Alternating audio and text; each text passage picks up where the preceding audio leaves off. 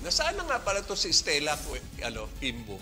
Si Kimbo ang higit na nakakaalam dito dahil si Saldico hindi kaya magsalita, hindi kaya mag-preside sa mga committee hearing.